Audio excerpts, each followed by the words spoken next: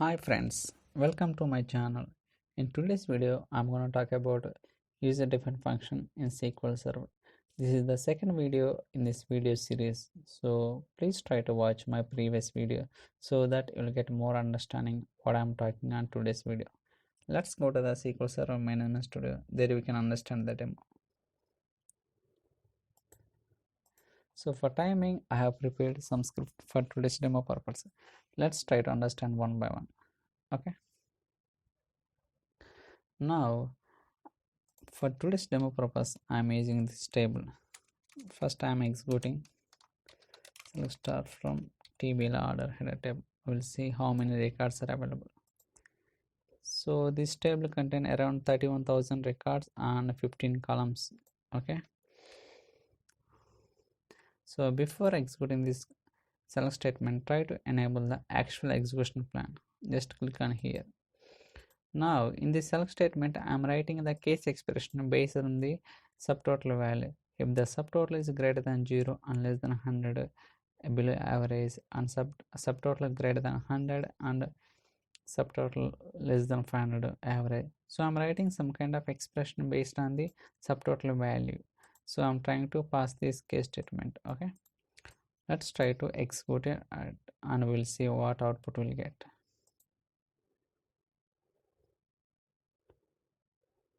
So it's keep on executing. We'll see how much time it will take. So it is taking 8 seconds for executing this expression as well as returning 31,000 records. Okay, let's go to the execution plan. We'll see. Let's try to zoom it. Now you can see that it's a cluster index scan and a compute scalar as well as select. So we'll try to understand one by one. It's a cost is 100%. If you notice there, why compute scalar, we'll try to understand. Right click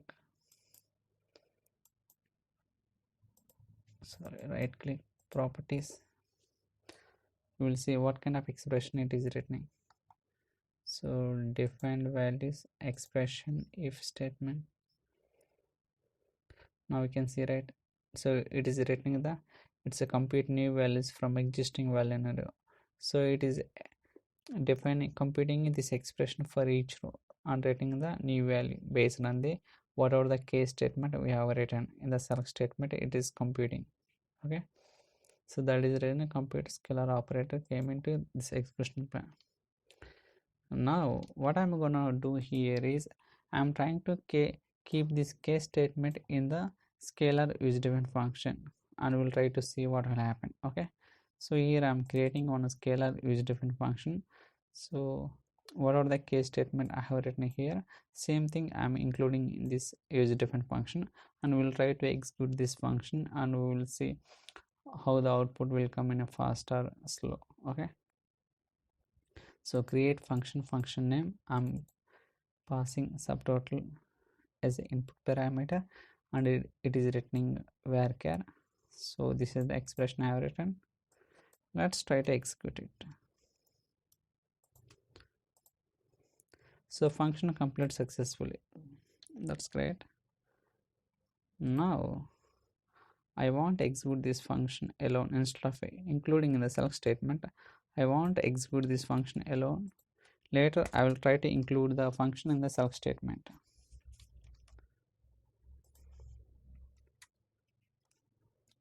Select. Okay, select function name. I'm giving some alias name from the table order. Let's try to execute it and we'll see how much time it will take. So for executing in the select statement without using use defined function, it took 8 seconds. So for this, how much time it will take, we'll try to see.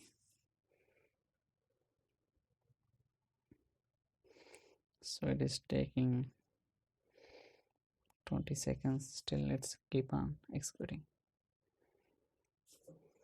We'll wait some time and we'll. Oh, okay.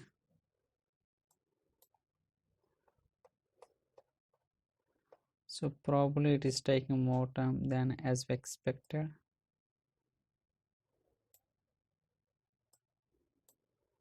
So what I'm going to do, I'm trying to cancel the query I will give the 100 records, top 100 records, and we'll try to see what execution plan we are getting. Okay, try to execute it. So we are returning only top 100 records only. Now you can see.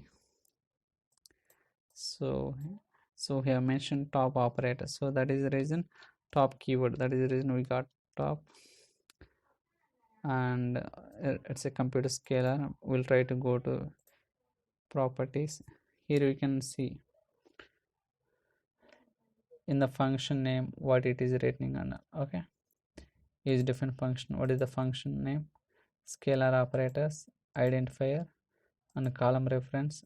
Which column you are passing to this function? Okay, subtotal I am passing this function.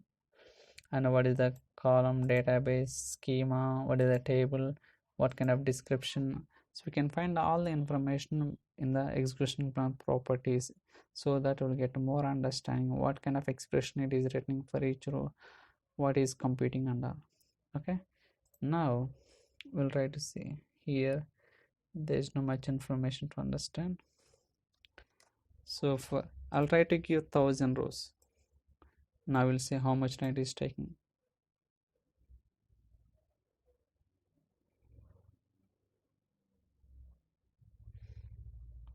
So just 7 seconds only. Now this time I'm trying to include this function in the select statement, then I will execute. So initially I will try to execute 100 rows only, because might probably it will take some time. So 1 second, very fast. I'll try to increase 1000 records. Now I will try to fetch only 1000 records and we'll try to verify. So how much time it will take? So based on that we'll try to increase the numbers. So for fetching 1000 record it is taking 7 seconds. Okay, so if you give him 5000 means how much time it will take?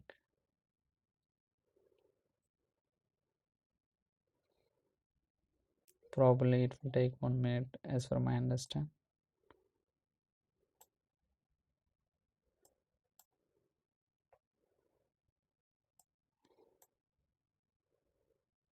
So we'll wait until the 5000 records came.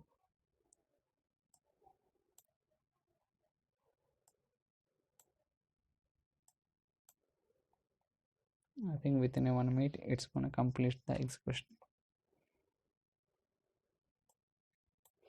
So it just took 39 seconds to fetch the 5000 records, and we'll try to verify the same thing in the execution plan.